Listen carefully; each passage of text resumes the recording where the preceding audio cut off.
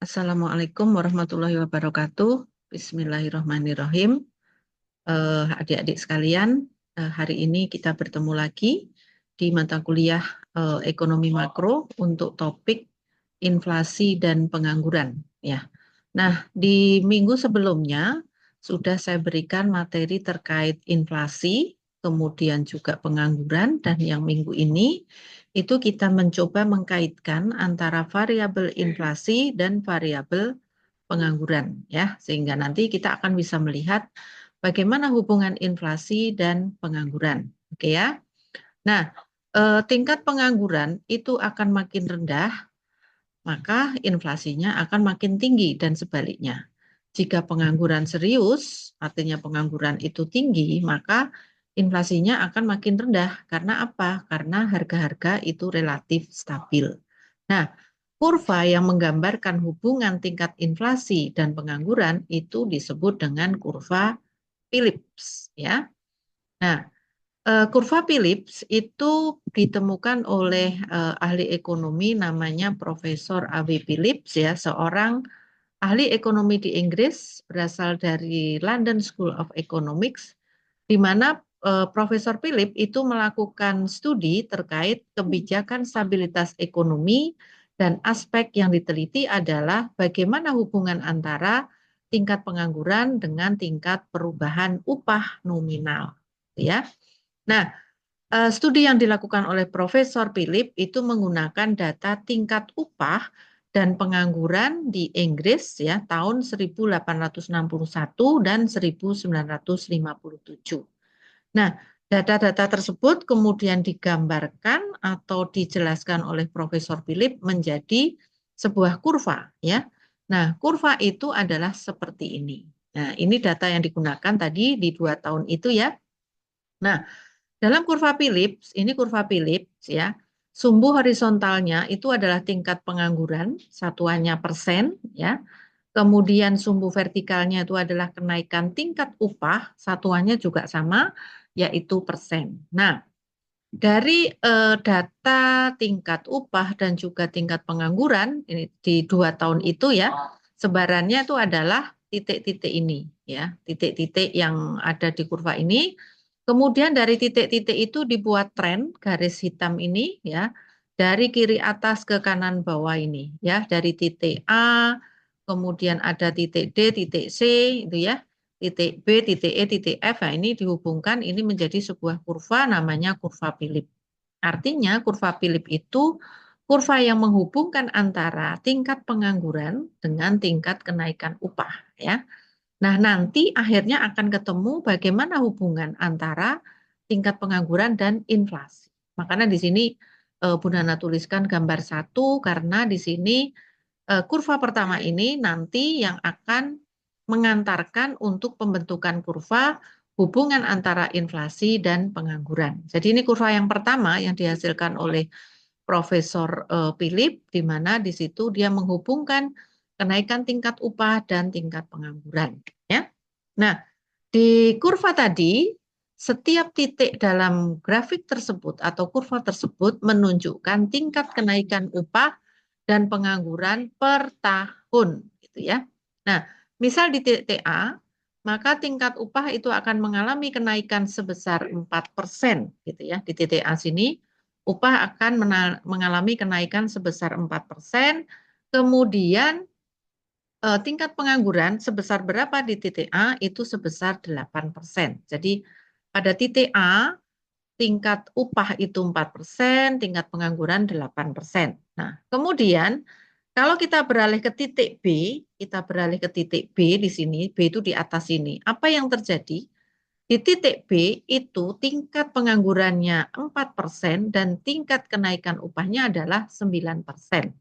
Artinya apa? Titik tersebut menunjukkan bahwa kalau kita bergerak dari titik A ke titik B, ya, bergerak dari titik A ke titik B, maka pada saat tingkat pengangguran turun dari 8% ke 4%, maka tingkat kenaikan upahnya itu akan naik dari 4% ke 9%. Ya, jadi dari dua titik itu bisa dihubungkan menjadi sebuah kurva. Nah, oleh karena itu, berdasarkan hubungan titik A dan titik B tadi, maka kita bisa melihat sifat umum daripada kurva Phillips bahwa kurva itu adalah mula-mula penurunan yang sangat curam, kemudian lama-kelamaan akan landai. Nah, ini bisa dilihat turunnya dari kiri atas ini kan curam ya, kemudian semakin ke kanan semakin landai, landai, landai, landai, ya. Itu sifat umum dari kurva Phillips. Nah, bentuk kurva yang demikian itu tadi menggambarkan bahwa bila tingkat pengangguran sangat rendah, maka tingkat upah akan semakin cepat kenaikannya. Artinya, ada hubungan terbalik antara tingkat pengangguran dan tingkat upah. Terbaliknya gimana? Kalau tingkat penganggurannya turun, maka tingkat upahnya akan naik. Ya, kebalikannya berarti kalau tingkat penganggurannya naik, maka tingkat upah itu akan semakin turun gitu ya. Nah, ini ditunjukkan oleh perubahan dari titik A ke B atau perubahan dari titik E ke titik F itu tadi, ya. Nah, bila tingkat penganggurannya relatif tinggi, maka kenaikan upahnya juga akan relatif lambat ya berlakunya. Nah, ini juga ditunjukkan oleh pergerakan dari titik C ke titik D. Titik C ke titik D ya. Dari titik C pengangguran 10%, kemudian tingkat upahnya itu 1%, maka kalau bergerak ke titik D, maka penganggurannya itu turun menjadi 8%. Kalau pengangguran turun, maka tingkat upahnya naik menjadi berapa? Menjadi 2,5%. Tuh, ya. Nah, kurva Philip tersebut ya, gambar 1 tadi juga dapat digunakan untuk menggambarkan hubungan antara tingkat perubahan harga dan tingkat pengangguran atau tingkat inflasi dan tingkat pengangguran. Jadi kurva yang pertama tadi itu bisa mendasari pembuatan kurva yang menunjukkan hubungan antara tingkat inflasi dan tingkat pengangguran. Bagaimana hubungannya? Itu ditunjukkan oleh gambar 2 ini. Jadi gambar 2 ini didasarkan pada gambar 1. Ya. Nah, bentuk kurva Philip di sini, di gambar 2 ini, itu tidak berbeda dengan gambar sebelumnya. Artinya, gambar 2 ini itu tidak berbeda dengan gambar 1. Ya, karena apa? Karena gambar 2 itu didasari pada gambar 1. Ya, jadi tidak berbeda. Ya. Kalau tidak berbeda, itu artinya apa? Artinya adalah sifat hubungan antara tingkat kenaikan harga dan tingkat pengangguran itu sama dengan hubungan tingkat kenaikan upah dan tingkat pengangguran. Artinya apa di sini? Bahwa tingkat kenaikan harga atau di sini inflasi dan tingkat pengangguran itu hubungannya sama dengan hubungan tingkat kenaikan upah di gambar 1 dengan kenaikan pengangguran. Artinya apa? Gambar 1 tadi kan ada hubungan yang terbalik antara kenaikan upah dan pengangguran. Maka di sini pun berlaku hubungan bahwa inflasi atau kenaikan harga di sini dengan tingkat pengangguran itu hubungannya adalah berbanding terbalik. Artinya kalau tingkat pengangguran turun, inflasi naik. Kalau tingkat pengangguran naik, inflasi turun, gitu ya. Nah, itu temuan dari Philip. Nah, saat pengangguran itu tinggi, ya, kenaikan harga relatif lambat. Artinya kalau terjadi banyak pengangguran, gitu kan ya, pendapatan orang-orang atau pendapatan masyarakat kan berkurang. Kalau pendapatan masyarakat berkurang, daya belinya kan akan turun. Nah, kalau daya beli akan turun, maka kenaikan harga itu ya akan berjalan dengan lambat gitu ya. Sebaliknya kalau pengangguran itu makin rendah, maka inflasinya itu akan makin tinggi. Demikian ya. Jadi ada hubungan yang apa namanya? Hubungan yang terbalik antara inflasi dan pengangguran. Nah, ini gambarnya hubungan inflasi dan pengangguran terbalik ya. Ini bisa dilihat di titik F ya. Di sini pengangguran sebesar 4%, maka kenaikan harganya atau inflasinya itu 4,5%. Kalau kita bergerak ke titik yang di sini, misalnya di sini ada titik A ya, bergerak dari titik F ke A, maka semula di titik F penganggurannya 4%, bergerak ke titik A berarti itu penganggurannya jadi 2%. Penganggurannya turun, tetapi kenaikan harga atau inflasinya naik dari 4,5% ke titik A di sini menjadi 8,5%. Artinya ada hubungan yang terbalik antara tingkat pengangguran dengan inflasi. Ya.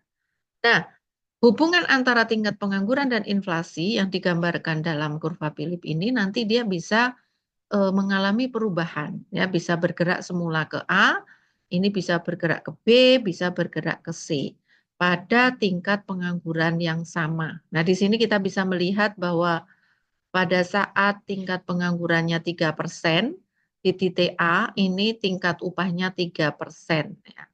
Maka kondisi ini pada tingkat pengangguran yang sama bisa jadi nanti tingkat upahnya akan naik ke B dan tingkat upahnya juga bisa turun. Nah, ini apa namanya kondisi di mana kurva Philip itu akan bergeser, bisa naik, bisa turun. Nah, apabila kedua gambar sebelumnya, gambar 1 dan gambar 2 itu dijadikan satu, ya, ditempel gitu, ditumpuk gitu, maka gambar 2 itu akan terletak di bawah gambar 1. Ya, artinya apa? Pada suatu tingkat pengangguran tertentu, tingkat kenaikan upahnya itu lebih cepat daripada tingkat inflasi.